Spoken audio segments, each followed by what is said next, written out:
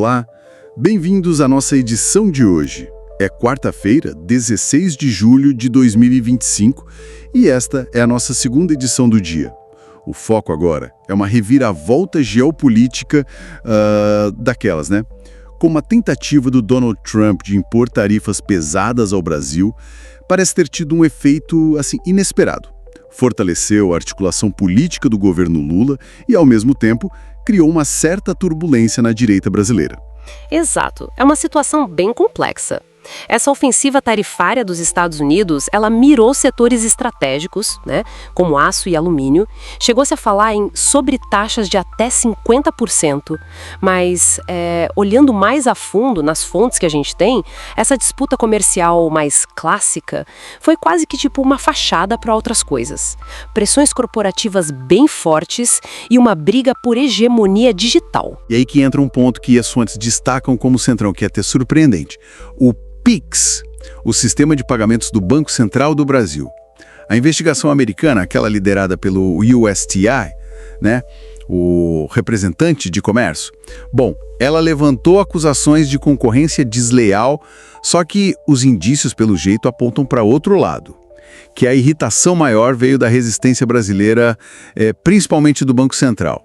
A entrada mais agressiva do WhatsApp Pay, que é da Meta, no mercado aqui do Brasil. Exatamente. Essa defesa de uma solução tecnológica que é do Estado, pública, acessível para todo mundo, isso teria contrariado interesses muito grandes. Há indicações de um lobby forte da Meta lá no governo americano e o resultado incluíram o Pix numa representação formal na OMC, a Organização Mundial do Comércio. O que a gente vê aqui é um choque claro, né? Soberania tecnológica nacional de um lado e os interesses das gigantes de tecnologia globais do outro. Quase um neocolonialismo tecnológico focado em dados, em plataformas. É fascinante isso, como a atuação do Banco Central, né? Tentando promover uma política digital que inclua mais gente. Acaba batendo de frente com um modelo mais voltado para financiarização, para concentração de dados, que muitas vezes vem lá dos Estados Unidos. E isso, claro, reacende todo aquele debate. Qual o papel do Estado nisso tudo? É garantir acesso, cidadania digital ou é abrir caminho para a concentração de mercado? E a resposta do Brasil a essa pressão toda, tarifária e tecnológica, foi bem articulada, segundo as fontes, em várias frentes. No lado institucional, a reação foi rápida. O vice-presidente Geraldo Alckmin, ele assumiu a coordenação de um comitê interministerial e esse comitê juntou não só ministérios-chave, tipo indústria, relações exteriores, mas também gente do agronegócio, da indústria, os setores afetados diretamente. Foi um esforço, sim, para criar um diálogo, sabe? Para ter uma frente unificada. E essa agilidade do Alckmin, essa capacidade de articulação, foi até elogiada por líderes empresariais, segundo relatos, né?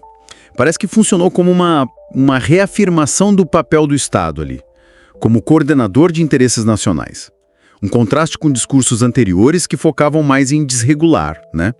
Foi um sinal, talvez, de tentar restaurar essa confiança na defesa do país. Isso, e em paralelo teve a estratégia diplomática conduzida pelo Itamaraty. O Ministério das Relações Exteriores foi firme, classificou a investigação do STR como inoportuna, injustificada, isso saiu no Brasil de fato, por exemplo. Argumentaram que o Brasil segue as regras da OMC, que as acusações, na verdade, distorciam dados para fins eleitorais lá nos Estados Unidos. A postura foi buscar a negociação, manter a imagem do Brasil como um ator equilibrado no cenário internacional. E enquanto o Alckmin atuava mais no técnico e o Itamaraty no diplomático, o presidente Lula entrou com um tom político da coisa. Usou a ironia, né? Como naquela sugestão de mandar jabuticabas para o Trump, para mostrar o absurdo da situação. Mas também reforçou o diálogo direto com empresários. Essa dinâmica, Lula no político, Alckmin no técnico e diplomático, parece que funcionou bem naquele momento. Exatamente. Essa capacidade de articular diferentes esferas do governo e até da sociedade civil, né?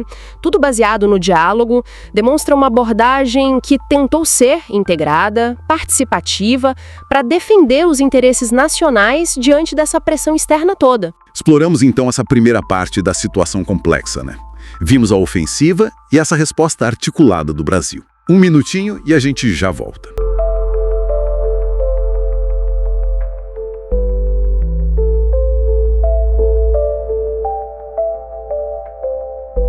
Então, voltamos agora para olhar mais de perto, né? O que aconteceu aqui no Brasil depois daquela decisão do Donald Trump sobre as tarifas.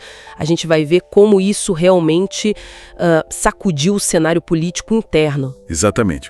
O foco desta edição é justamente esse impacto aqui dentro.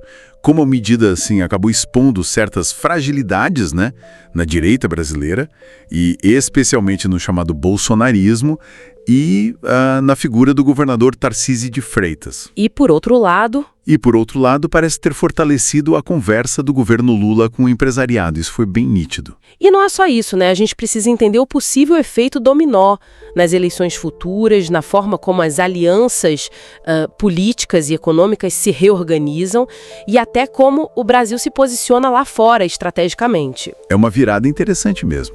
É uma virada, né? Saímos da reação inicial à notícia e entramos nas consequências aqui em casa. E um ponto que saltou aos olhos foi a dificuldade que o Tarcísio enfrentou, sabe? Ele vinha tentando construir uma imagem mais moderada, mas o apoio inicial às tarifas, se alinhando ao Trump, bom, isso bateu de frente com interesses econômicos fortes aqui em São Paulo. Principalmente de quem? Indústria. Principalmente setores industriais que dependem ou de exportações ou de cadeias de suprimentos que poderiam ser afetadas por uma guerra tarifária, né? Isso claramente gerou um mal-estar no empresariado paulista e levantou questionamentos sobre a liderança dele. Sim, e as fontes que a gente olhou, tipo The Guardian, Reuters, mostraram que não foi só o empresariado, viu? Até aliados conservadores pareciam estar, assim, se distanciando um pouco. Exato. Vários colunistas apontaram essa aparente dependência ideológica do Tarcísio em relação ao bolsonarismo, sabe? E uma certa inconsistência ao tentar agradar ao mesmo tempo a base mais radical e os setores produtivos. Aquela história de mandar um relatório para o Alckmin. Como é que foi vista essa manobra? Pois é, foi interpretada por muitos como uma tentativa de se esquivar da responsabilidade direta, né? Mandar o relatório para o Alckmin, que além de vice-presidente é ministro do Desenvolvimento, Indústria, Comércio e Serviços, uma figura com bom trânsito no empresariado mais tradicional. Apareceu uma forma de dizer, olha, não é bem comigo. Isso acabou reforçando aquela percepção de inconsistência que você mencionou. Falando nessa dificuldade do Tarcísio, é interessante contrastar com a reação do outro lado, né? O governo Lula parece ter agido bem rápido. Sem dúvida. Montaram um comitê de crise quase imediatamente, abriram um diálogo direto com a indústria, com o agronegócio, e o curioso é que setores que antes eram, assim, bastante críticos ao governo, reconheceram essa capacidade de articulação institucional. Teve até uma pesquisa da Reuters, Eu vi essa pesquisa. que mostrou um aumento de 3 pontos na aprovação do Lula logo depois do anúncio das tarifas. Especialmente, olha que interessante, entre empresários e nas regiões Sul e Sudeste. Isso sugere que a resposta pragmática foi bem recebida. Essa mudança na postura da elite empresarial é algo a se notar mesmo. Parece que a retórica ideológica deu espaço a um pragmatismo econômico mais forte, né? Exato. Eles passaram a pressionar o governo dos Estados Unidos diretamente e a buscar caminhos de negociação. O Financial Times até observou como Lula conseguiu capitalizar em cima disso, adotando um discurso de soberania nacional, mas ao mesmo tempo moderado. E essa postura mais pragmática do empresariado, combinada à ação do governo, acabou impulsionando discussões que já existiam, mas ganharam força, né? Tipo o quê? A necessidade de diversificar os parceiros comerciais do Brasil, olhar mais para a China, fortalecer o Mercosul, o nosso bloco aqui, o sul-americano, buscar acordos com a União Europeia, enfim, tudo para diminuir a dependência econômica dos Estados Unidos. E como isso posiciona o Brasil? Bom, isso pode colocar o Brasil numa posição mais ativa na construção de uma ordem global que seja mais multipolar, com vários centros de poder, entende?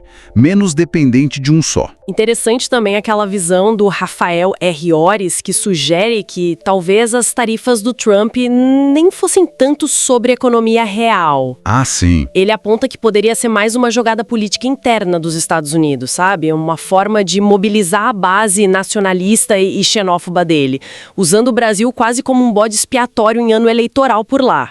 O que acha? É uma perspectiva válida que complexifica a análise, né?